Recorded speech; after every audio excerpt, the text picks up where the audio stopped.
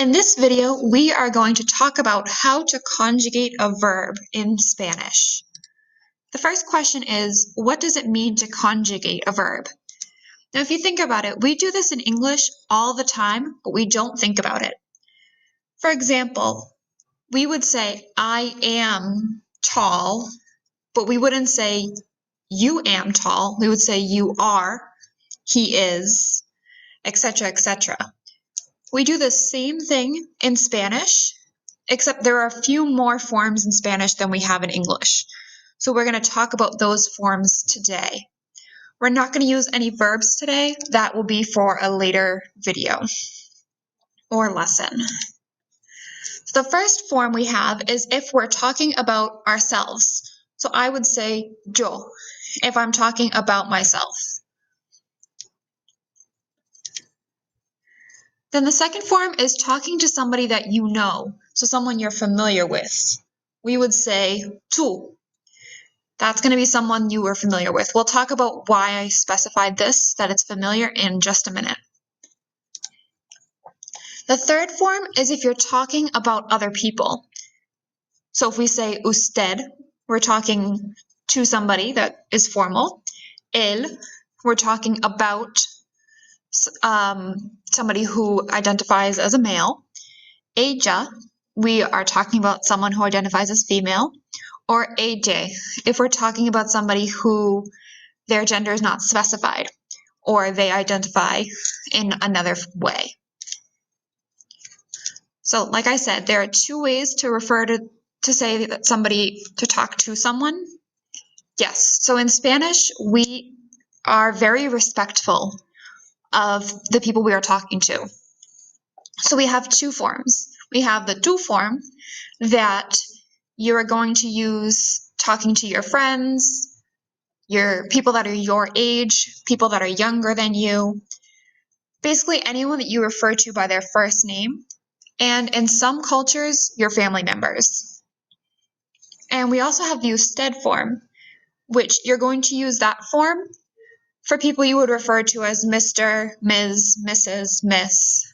Anybody with a title, you might use this with someone you refer to as doctor. So you're going to use this with teachers, with Mr. Havlin, Miss Giuliano, Mr. Booth, myself. Basically anybody that is an authority figure or is older than you.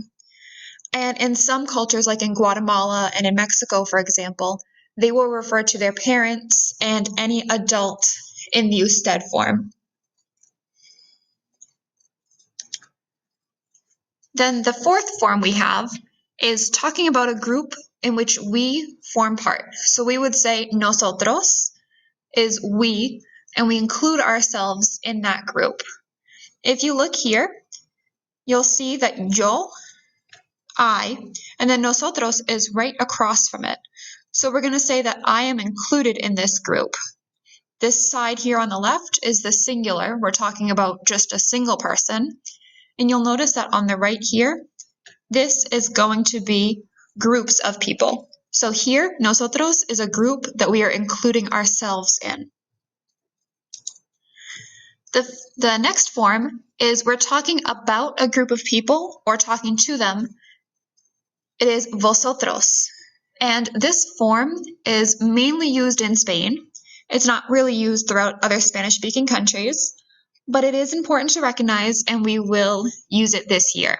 So we're going to say vosotros, and I always say that it means y'all. Some people use you guys, but we'll see why I don't in just a second.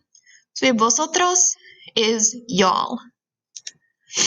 And the last group is talking to or about a group of people.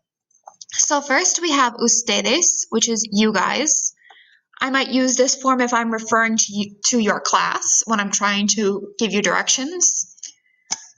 Ellos, which means they, so I'm talking about a group of people. Now, this group can be a group of all people who identify as male, or it can be a mixture of a group of males and females. So your class, for example, is most likely going to be referred to as ellos if I'm talking about you guys, because there's most likely going to be boys and girls in the class. And the last group is ellas. which is they, and it is a group of all people who identify as female.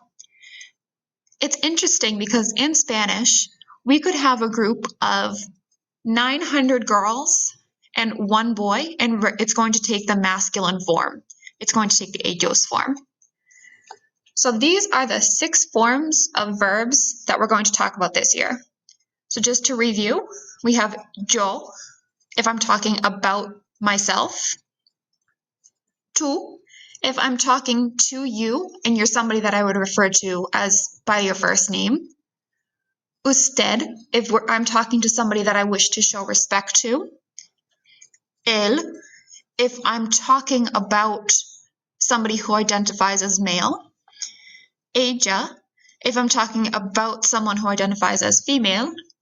And AJ, if I am talking about somebody who does not identify as either male or female.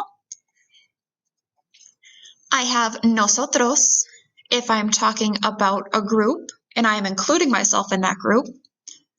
Vosotros, if I am talking about a group of people and if I'm in Spain. Ustedes, if I am talking about you guys as a class or if I'm talking to you guys.